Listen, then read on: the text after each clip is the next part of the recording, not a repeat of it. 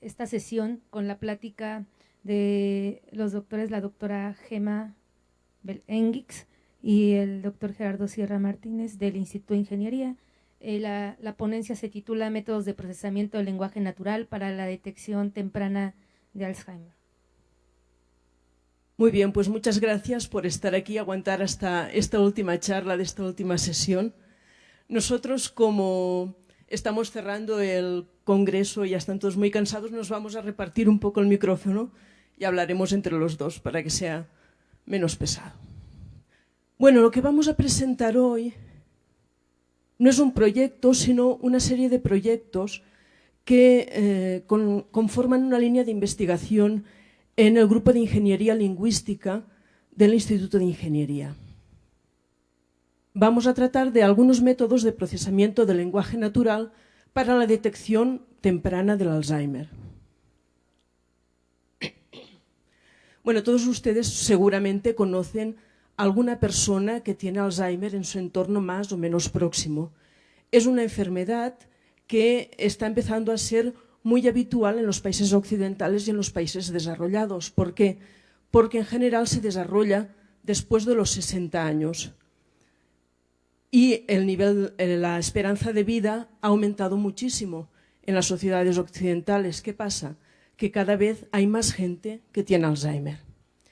Según el INEGI, en el año 2010 había en México 10 millones de personas que tenían más de 60 años, que son los potenciales enfermos de Alzheimer. Y aquí no hemos puesto que casi 1 millón tienen Alzheimer, con lo cual el 10% de la población de más de 60 años está en peligro de tener esta enfermedad. Una manera de luchar contra la enfermedad, aunque no la arregla, pero es la detección precoz y a lo mejor la posible inhibición de los síntomas. ¿Tiene alguna relación en el Alzheimer y la lingüística? Si ustedes han estado alguna vez al lado de un enfermo de Alzheimer, saben que sí, y que el Alzheimer comporta en todos los casos la existencia de algún tipo de afasia. Existen 3 grados en la afectación de la enfermedad, uno el que se dicen L1, L2, L3, y todos tienen un tipo de afasias características, aunque no están completamente bien descritas. Y esta es una de las aportaciones que la lingüística aún tiene que acabar de hacer para esta enfermedad. Y necesitamos diferenciar las carencias lingüísticas en cada una de estas etapas y también las carencias lingüísticas de los enfermos de Alzheimer y distinguirlas de las carencias lingüísticas que comporta el deterioro neuronal de la edad. A lo mejor una persona de 80 años tiene algún tipo de carencia lingüística, pero que no está relacionada con el Alzheimer. Por tanto, vemos que el Alzheimer es una línea de investigación muy interdisciplinaria. Engloba la psicología, la medicina, la ciencia cognitiva, la lingüística, incluso desde la computación o desde la teoría de grafos hay que considerar que se puede tratar. Y entonces, a partir de aquí, nosotros nos hemos unido con diferentes instituciones para llevar a cabo diferentes proyectos. Nuestros objetivos generales son caracterizar lingüísticamente el Alzheimer y ayudar a diagnosticar la enfermedad de manera temprana. Esto lo queremos hacer usando métodos no agresivos y basados en diferentes tipos de análisis lingüísticos. Les vamos a explicar pues 3 de estos proyectos porque curiosamente hemos empezado muchas líneas de investigación en este ámbito, que van a ser el proyecto Cecilia, el proyecto NAPSIM y el proyecto RST. Muchas gracias. Bueno, a mí me toca hablar del primer proyecto, el proyecto Cecilia. Este proyecto Cecilia principalmente tiene la colaboración del Instituto de Ingeniería con la Escuela Tecnológica Superior de Montreal, donde tenemos el objetivo de tratar de determinar una forma de detectar el Alzheimer a través de la identificación del léxico. Entonces, en este sentido hay 2 objetivos particulares. Uno es la creación de un corpus donde tengamos los hablantes de Alzheimer contrastados contra pacientes sanos similares de la misma edad en lo posible un estudio longitudinal, no solamente de un momento, sino a lo largo del tiempo, y que este corpus sea disponible para la comunidad científica para realizar distintos tipos de investigaciones. Y por otro lado, el otro estudio, o la otra parte del estudio, pues es hacer el análisis comparativo del léxico entre los hablantes de Alzheimer, los que tienen la enfermedad de Alzheimer, y los adultos sanos. Los otros participantes son la Universidad Médica del Sur de California, el Hospital Fray Bernardino Álvarez, el Hospital Psiquiátrico aquí en México, y la Casa del Perpetuo Socorro. Estos son los integrantes, supongo que es con el del medio, sí. Prácticamente la École Technologie Superior de Montreal es el que está llevando el estudio principal. Ahí tenemos una alumna conjunta que está haciendo el doctorado, prácticamente ya está terminando el doctorado, ya terminó su primer artículo, pero ahí el doctorado es nada más 3 artículos, eso es suficiente. Entonces, ya los otros 2 ya están casi terminados, pero de cualquier manera, pues ese es el proceso. Entonces, si aquí nos quejamos con un artículo, allá estamos hablando de 3. Entonces, prácticamente el ECOL es el intermediario, el ETS entre los distintos agentes. Principalmente se contactó a la Universidad Médica del Sur de California, donde tenían un corpus, o tienen actualmente un corpus, el Carolinas Conversation, con 600 hablantes, 600 conversaciones de adultos con Alzheimer, sin Alzheimer, pero en inglés. Entonces, el objetivo era incrementar este corpus y sobre todo en otras lenguas. En este caso es en español. Entonces tenemos 2 instituciones que nos han, el anterior, 2 instituciones que nos ayudan mucho. Por la parte de Ecuador es la Fundación, se me fue ahorita el nombre, del Perpetuo Socorro, donde ya tienen varios pacientes, igual el hospital, aquí en México, el Hospital Psiquiátrico Fray Bernardino Álvarez, y ellos son los que tienen los pacientes, son los que realizan las entrevistas. Evidentemente, para realizar estas entrevistas hay que pasar una serie de pruebas ante el Comité de Ética, de regulaciones que hay que seguir, no queda otra alternativa. Y bueno, por otro lado, en la parte del grupo de ingeniería lingüística, nuestra función ha sido no solamente tener ese corpus en formato digital, sino debidamente etiquetado con distintas anotaciones que se van usando a lo largo del proyecto. Entonces, de esta manera se ha enriquecido actualmente ya este corpus. Y bueno, aquí les hablo un poco del trabajo. Realmente la transcripción de las conversaciones, de las pruebas que se están realizando, no es un proceso sencillo. Entonces tenemos software especializado para hacer las transcripciones que tienen que hacerse a mano, no hay otra alternativa, pero hay que hacer ciertas anotaciones pragmáticas y anotaciones también lingüísticas. Y bueno, pues actualmente tenemos ya una serie de datos que hemos logrado obtener, y con esto ya hemos realizado las pruebas. En particular, el objetivo es hacer pruebas longitudinales, ¿sí? Entonces aquí tenemos pacientes sanos y pacientes enfermos con Alzheimer. Se realiza una serie de pruebas cognitivas que ya existen, y bueno, pues tenemos ciertos controles y se mide principalmente el léxico. Entonces, el número total de palabras en función del tamaño del vocabulario, o las palabras que dicen una sola vez o un par de veces. Y bueno, pues esta es una parte de los resultados. Pasamos al siguiente. Les vamos a explicar ahora un poco lo que es el proyecto NAPSIM, que responde al título de Simulación de normas de asociación de palabras mediante redes de coocurrencias.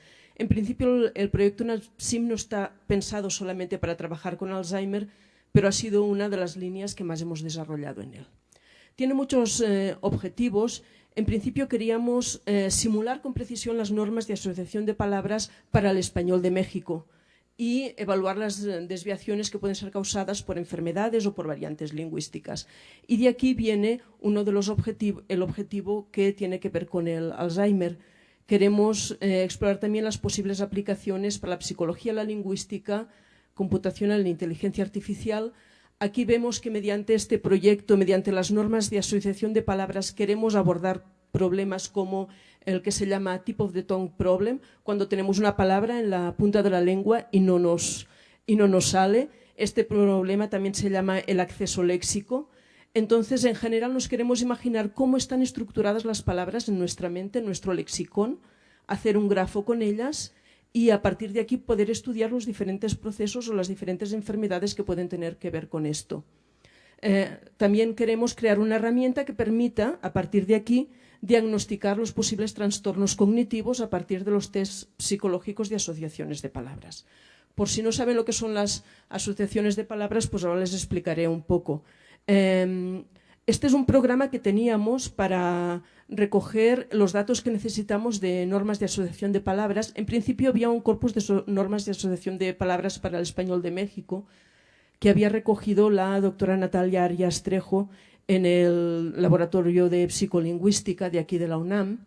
En este programa aparece una palabra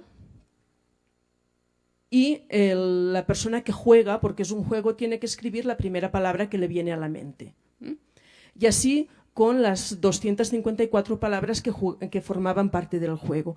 Para recoger este tipo de datos con enfermos de Alzheimer hemos tenido que adaptar esta plataforma. Por ejemplo, no son las personas que juegan las que escriben, porque muchas veces no se acuerdan ni son capaces de hacerlo. Entonces el entrevistante es el que entra en la respuesta que dice la persona que está enferma. Hemos tenido que aumentar mucho, hasta 1 minuto, el tiempo de espera, porque a veces les cuesta mucho venir la palabra a su mente. Y bueno, hemos adecuado este programa. El juego es como les hemos dicho, se ponen 2 personas, una enfrente de otra, y una dice una palabra, o aparece en la pantalla una palabra, en este caso, por ejemplo, abeja, y la otra responde con la primera que le viene a la mente, en este caso, miel, es un ejemplo, ¿no? Cuando hacemos este juego con 100 personas, unos a abeja responden miel, otros responden picar, otros responden colmena, lo que sea que les viene a la mente. Entonces podemos decir cuántas personas han respondido cada una de estas palabras, cuál es la fuerza asociativa del primer asociado, de la palabra que ha sido respondida más veces, o del segundo asociado, cuál es el tiempo de asociación, cuál es la frecuencia. Hay muchos parámetros estadísticos que se pueden estudiar a partir de aquí y que nos ayudan a dibujar el grafo de las normas de asociación de palabras en cada lengua. Lo que hemos hecho para el Alzheimer es elaborar un corpus con 100 enfermos de nivel 1 o de nivel 2, porque los de nivel 3 ya no pueden jugar a eso, pero para comparar hemos recogido un corpus de control con 100 adultos mayores con envejecimiento típico, es decir, con personas mayores que no tienen Alzheimer y que pueden contestar normalmente. Y a partir de aquí es de donde hemos realizado todas nuestras pruebas. Estamos siguiendo, a partir de un proyecto que nos ha dado el CONACYT, con las ganas de comparar las mismas pruebas con enfermos de demencia y de Parkinson, para así poder comparar cómo funcionan las asociaciones léxicas en personas con diferentes enfermedades degenerativas. Algunos resultados, pues hemos tenido resultados matemáticos como el estudio de propiedades del grafo y de los subgrafos, establecimiento de resultados comparativos entre las conexiones léxicas en diversos grupos de población, es decir, ¿tienen los adultos mayores las mismas conexiones léxicas que los niños o que los jóvenes? Estamos trabajando ya, acabando en obtener los umbrales para la detección del Alzheimer, es decir, cómo se diferencian las respuestas que dan los enfermos de Alzheimer de los sanos. Estamos intentando métodos de búsqueda onomasiológica y léxica y finalmente hemos trabajado en la inferencia del índice de relacionalidad de palabras que no aparecen en el corpus, es decir, extender con estos datos a otros corpus con otras palabras que no aparecen aquí. Bueno, termino con el proyecto de la RCT, así rápidamente. Es un estudio más lingüístico, donde se trata ya no de analizar el léxico, sino el discurso. Entonces, en este sentido se utiliza la Rhetorical Structure Theory para este estudio. Entonces, se hicieron las mismas, los mismos personajes, y se analizó la estructura de cada la estructura discursiva de su discurso. Entonces, se tiene una serie de anotaciones, la cual estamos viendo, es difícil profundizar en ella, pero se analizan estas relaciones discursivas y, bueno, pues se miden cuáles son las relaciones discursivas específicamente entre los pacientes sanos con los pacientes de Alzheimer. Bueno, se nos acaba el tiempo, entonces ya nada más me queda, pues, a hablar de los participantes y sobre todo el agradecimiento a la UNAM a través de los proyectos de DEGAPA y a CONACYT por el patrocinio para hacer los proyectos. Muchas gracias. Muchas gracias a los doctores por la ponencia. ¿Preguntas? Gracias. Veo que los proyectos están vinculados a un proceso como diagnóstico médico, lo cual creo que es muy adecuado, pero me preguntaba si aspiraban en el futuro a como tomar texto in the wild, lo que llaman texto in the wild, o sea, la escritura de alguien y tratar de determinar el diagnóstico a partir de ahí. Ese fue uno de los objetivos, de hecho, iniciales del proyecto de Laura en Montreal, pero resultaba muy difícil conseguir estos textos porque una de las cosas que sabíamos es que hay un corpus de monjas donde afortunadamente sí, pues ahí sí les tienen confiscada toda la información, y como son toda la vida, pues entonces cuando ya llegan a la etapa de Alzheimer ya podemos también tener sus textos. Sin embargo, fue muy difícil conseguir sus textos y por tanto nos tuvimos que abocar a la etapa pues ya más tardía, donde ya está prácticamente, son adultos mayores, etcétera. Pero sí, esa fue la idea inicialmente. Disculpa, entonces, ¿tienen algún porcentaje de precisión para lo que dicen de precoz? ¿Porcentaje de precisión? Nombraste que, bueno, estabas haciendo en tus proyectos la parte de prematuro o precoz. Entonces, dentro de los proyectos que han desarrollado, ¿tienen algún porcentaje de precisión que, bueno, con esto puedo detectar el Alzheimer con una precisión de tanto por ciento o porcentaje para no sé, una prematurez de un año, no sé? En este momento lo que estamos haciendo es intentar elaborar desde el corpus de normas de asociación de palabras, son las pruebas que determinen si una persona tiene Alzheimer o no, dependiendo de si tú no contestas lo mismo que contesta la gente estándar, entonces seguramente si estás por debajo vas a tener Alzheimer. Lo que pasa es que una vez tengamos eso, lo que tenemos que hacer es pasar las pruebas y ver si funcionan. Entonces, es un siguiente estadio del proyecto que sería el de evaluación de todo esto al que aún no hemos llegado. Estamos midiendo los últimos resultados, intentando ver cómo se tienen que pasar las pruebas, es decir, cuáles son los números que nos tienen que dar la medida del Alzheimer. Por otra parte, con lo que nosotros estamos trabajando, que son con los síntomas, si alguien tiene los síntomas es que ya tiene la enfermedad, creo, ¿no? No sé, yo no soy experta, pero no es que hagamos un escáner del cerebro que nos diga si se empieza a deteriorar algo antes de que sea sintomático. O sea que me temo que se puede diagnosticar tempranamente, pero no antes de que aparezca. Gracias. Buenas tardes. Se me hizo muy interesante porque básicamente tiene una aplicación muy importante ahora a nivel sociedad, ¿no? Me di cuenta que el porcentaje mayor que tienen está en Estados Unidos, ¿no? 70%, por lo menos de la tabla que mostraron, más de 70 personas es como su muestreo en población, ¿no? Pero en cuestión de México, han tenido, bueno, conozco la línea de casas del adulto mayor, donde una gran cantidad de población, sobre todo en la etapa en que ustedes manejan, puede tener una aplicación, estos proyectos que tienen. No sé si de su parte haya algún acercamiento sobre estas entidades a nivel México, por decirlo. Esta tabla es interesante. Realmente se ha hecho mucho más trabajo en Estados Unidos que en México y que en otros países, y eso, bueno, es normal, natural o normal en casi todas las ciencias, ¿no? Pero bueno, estamos todos trabajando justamente para tratar de emparejar. Pero sin embargo, si vemos los números, o sea, somos muy bajos en cuanto a los datos que tenemos aquí, pero es interesante los datos de la edad promedio y de educación, ¿sí?